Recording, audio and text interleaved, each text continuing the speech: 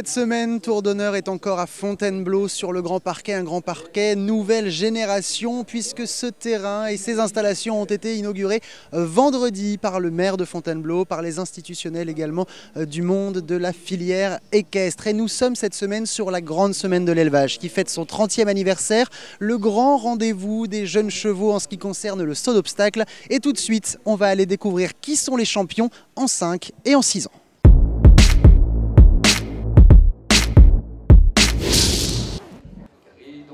Deux classes d'âge, mais 4 champions, car jeunes hommes et jeunes filles ont chacun leur championnat. En 5 ans, Maléon, on a compté 6 élites et c'est ce fils de Mr Blue, Sucre Blue Sauvage, qui l'emporte, monté par Philippe Bertrand. Moins d'élites chez les juments, 4 seulement, et le sacre pour Azura Z, une fille d'Air Jordan Z, montée par Guillaume Batilla, un cavalier qui s'illustre encore cette année à la grande semaine, puisqu'il revient avec la championne des 6 ans, Rafale des Forêts, une fille de l'Arc de Triomphe Bois-Margot.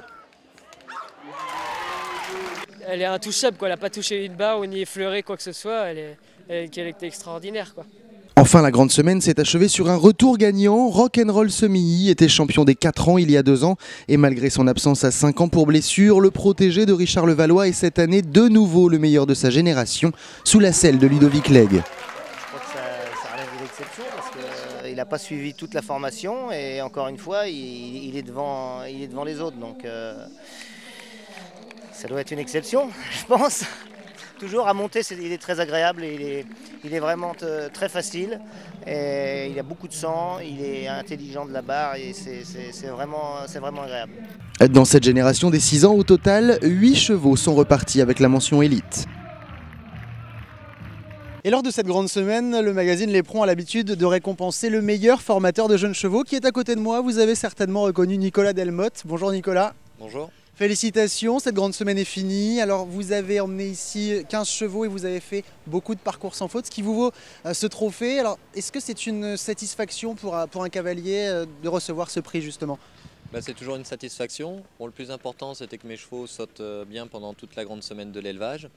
Et c'est vraiment une satisfaction parce que j'avais emmené quand même 15 chevaux et puis d'avoir ce trophée, c'est toujours satisfaisant. Est-ce que vous avez emmené 15 chevaux dans le but de remporter ce trophée ou bien c'est une politique chez vous d'emmener beaucoup de jeunes chevaux parce que vous en avez beaucoup dans vos écuries et vous les formez toute l'année ? Oui, c'est parce que j'ai surtout beaucoup de jeunes chevaux, j'ai des très bons propriétaires. Donc comme ils voulaient qu'ils aillent à Fontainebleau, c'est pour ça que j'ai emmené autant de jeunes chevaux. Comment est-ce qu'un cavalier s'organise avec 15 jeunes chevaux ici toute la semaine? Parce que vous êtes tout le temps à cheval, j'imagine qu'il y a toute une équipe quand même derrière qui vous suit. Alors j'ai la chance d'avoir une très bonne équipe, donc j'avais 4 personnes qui ont travaillé pour moi pendant toute cette semaine, pour m'amener les chevaux paddock, pour me les détendre et pour faire tous les soins des chevaux. Quel bilan vous tirez-vous personnellement avec ces jeunes chevaux justement de la grande semaine? Est-ce que vous êtes satisfait de vos chevaux, des parcours qui ont été réalisés ici? Alors dans l'ensemble, je suis très satisfait de mes chevaux et je voulais féliciter surtout les chefs de piste parce que pour les 4 ans, les 5 ans, les 6 ans et les 7 ans, ils ont vraiment fait des parcours vraiment super. Tous les cavaliers dans l'ensemble ont dit la même chose et en tout cas moi j'ai trouvé que c'était très bien. Qu'est-ce qui vous plaît justement ici à Fontainebleau sur ces terrains? Est-ce que c'est l'endroit idéal pour organiser toutes ces finales de jeunes chevaux? Moi je trouve que c'est l'endroit idéal parce que maintenant quand on voit tous les box en dur qui ont été faits, donc pour le confort des chevaux c'est très important. Après le petit parquet est vraiment formidable, on a la Carrière des Princes qui est vraiment top. Qualité des paddocks, qualité du grand parquet, moi je trouve qu'on ne peut pas trouver mieux. Et pour finir, vous êtes aussi un cavalier qu'on voit sur les rendez-vous internationaux. Alors où est-ce qu'on va vous voir après? Quels sont vos prochains rendez-vous, Nicolas? Là, je vais aller à Villeneuve-sur-Lot et pour préparer les championnats de France qui vont se disputer à la fin du mois. Est-ce qu'on se revoit donc à la fin du mois? Vous avez déjà été champion de France. J'imagine que c'est un objectif aussi cette année. Vous allez monter qui? Donc c'est un objectif et puis je vais monter Luciano au championnat de France. Très bien, avec lequel vous avez déjà été médaillé ici. Hein. Oui, il a été une fois deuxième et une fois troisième. Bon, peut-être que cette année ce sera l'année de la victoire. Merci beaucoup Nicolas et encore félicitations pour ce titre. On va quitter Fontainebleau, direction maintenant le Brésil et Rio pour l'avant-dernière étape du Global Champions Tour. Plusieurs Français étaient là-bas. Voyons tout de suite s'ils ont brillé.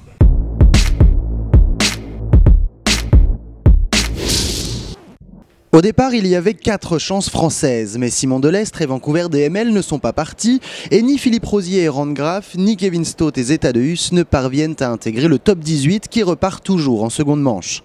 Seuls Roger Yves Bost et Castle Forbes Myrtille Paulois sont de la partie, et ce malgré 2 fautes sur le tour initial.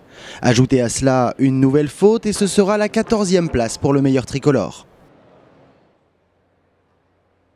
À Rio, les sans faute étaient rares à tel point qu'il n'y a pas eu de barrage. Un seul couple terminera avec un score vierge.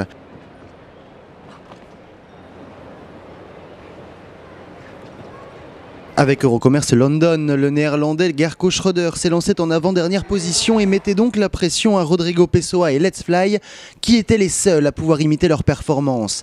Mais ce n'est pas le cas et le Brésilien terminera même au pied du podium. Gerco Schröder gagne donc cette étape brésilienne devant Edwina Alexander et Sevo Ito du Château, alors que Philippe Weishaupt et Montebellini occupent la 3e marche du podium.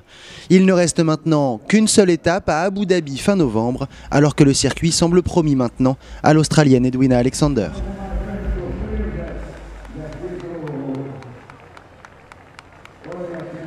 Et je suis maintenant avec le vainqueur de ce critérium des 7 ans. Bonjour Michel Écart. Bonjour.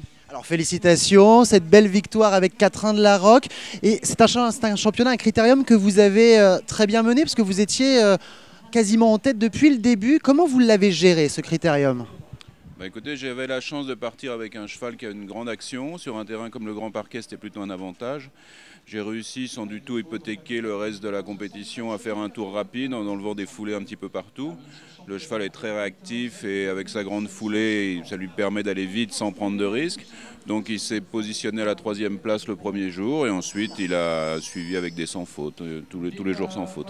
Comment vous l'avez amené jusqu'à ce niveau de 7 ans, puisque c'est un cheval que vous connaissez très bien, que vous avez débuté Oui, c'est un cheval qu'on a élevé, c'est un cheval de la Roque, donc on a élevé, c'est un fils de Quickstar avec une mère Canane.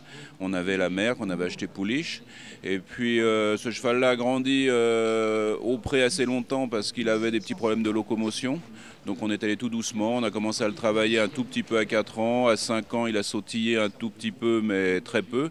Et puis a priori il n'aimait pas trop ça, il était assez délicat, il était très très respectueux. Et ensuite, on a commencé à faire un tout petit peu de concours à 6 ans, l'année dernière.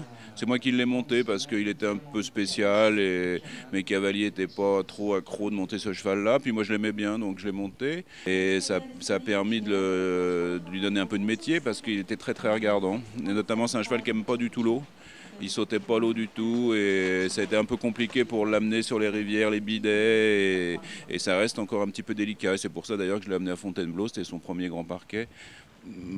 C'était surtout pour voir s'il était capable enfin de sauter ce genre de difficultés. Oui, un cheval qui n'aime pas l'eau sur le Grand Parquet, c'est un peu difficile. Comment est-ce que vous l'avez amené justement à sauter les rivières ici? Est-ce qu'il y a un travail particulier à faire pour les amateurs qui nous regardent et qui ont aussi des problèmes avec l'eau? Ouais, ce qui est sûr, c'est qu'il a travaillé beaucoup sur l'eau. C'est-à-dire qu'à la maison, on a des bidets partout. On a un terrain en herbe avec plusieurs rivières, on a des trous, on a des choses comme ça. Et tous les jours, c'est un cheval qui marche sur des bidets. C'est-à-dire qu'on a des bidets bleus, des bidets noirs. Il marche dedans tous les jours. Ça n'a pas été facile, parce que même marcher dedans, c'était très compliqué. Mais on a commencé sur des petites bâches et ensuite marché sur des vrais bidets, après marcher dans les rivières. Après, on l'a fait sauter aussi avec une longe, avec un licol éthologique. Et puis tous les jours, il passe sur les bidets. Donc maintenant, il commence un peu à banaliser tout ça. Mais malgré tout, il y a 3 semaines, j'ai fait un concours à Saint-Lô. J'avais tout petits éperons, pas de cravache. Je suis arrivé sur la rivière, il s'est arrêté. C'est la première fois qu'il s'arrêtait d'ailleurs en concours. Mais bon, ça veut dire qu'il n'est pas encore complètement guéri. Et pour finir, on est ici à la grande semaine de l'élevage. C'est un fils de Quickstar, un petit-fils de Canane. Bon, Quickstar nous a quittés, c'est un bel hommage aussi finalement. Et puis Canane, vous l'avez monté, donc j'imagine que ça vous fait encore plus plaisir cette victoire, non ? Bah oui, tout à fait. Quickstar, il a produit quand même des très très bons chevaux. On les a vus à la finale, il y en avait un paquet. Moi-même, je l'ai bien utilisé à l'élevage. Là, j'avais 3 chevaux à la finale, 2 6 ans qui étaient des filles de Quickstar, enfin une qui était à la finale. Et puis ce cheval-là, ce 7 ans. Et Canane, effectivement, c'est le cheval de la maison. Donc on a croisé beaucoup avec Canane. Et là, il se trouvait que l'équilibre était bon entre Quickstar et Canane. Merci beaucoup Michel de vous être arrêté. Encore bravo pour cette victoire dans le critérium des 7 ans. Merci. On va quitter Fontainebleau maintenant, direction Florac en Lozère où se tiendra samedi le championnat d'Europe d'endurance. L'équipe de France attend évidemment beaucoup de ce championnat. Écoutons tout de suite Jean-Paul Boudon, l'organisateur, il est au micro de Claude Bijon. Par rapport au championnat d'Europe précédent, à votre avis, quelle va être la particularité de Florac cette année ?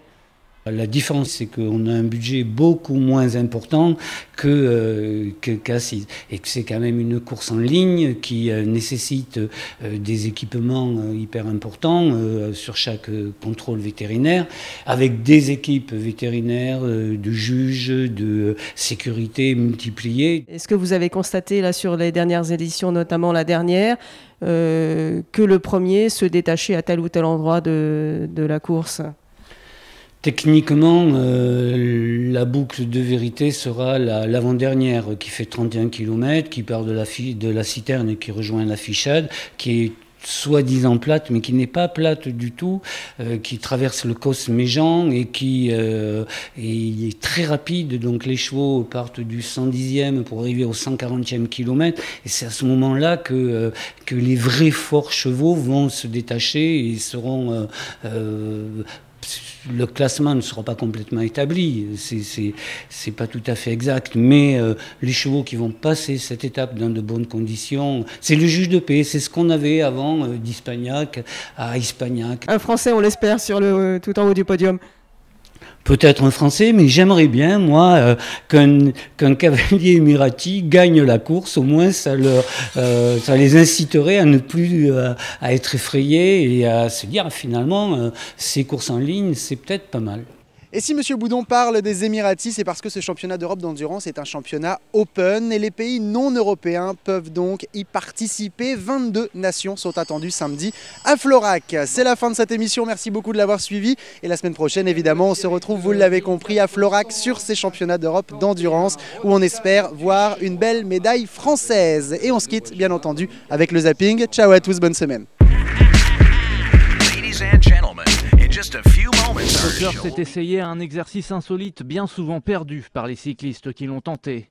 Une course contre un cheval en 3 manches sur 380 mètres en départ lancé. Prenez un bâton de ski, fixez-lui un tuyau de gaz à l'extrémité, protégez vos articulations et grimpez sur un vélo si possible personnalisé. Vous voilà équipé pour jouer au polo urbain.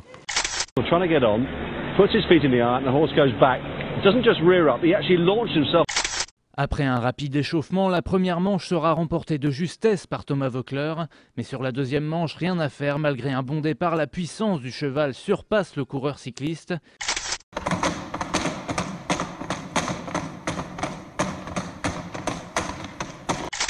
Othello Bourbon est déclaré vainqueur devant un public de 8000 personnes. Mais Thomas Voeckler n'est pas trop déçu. Je suis content d'être venu ce soir et bon, je suis un peu déçu, mais moins déçu que de louper le podium du Tour de France. Voilà.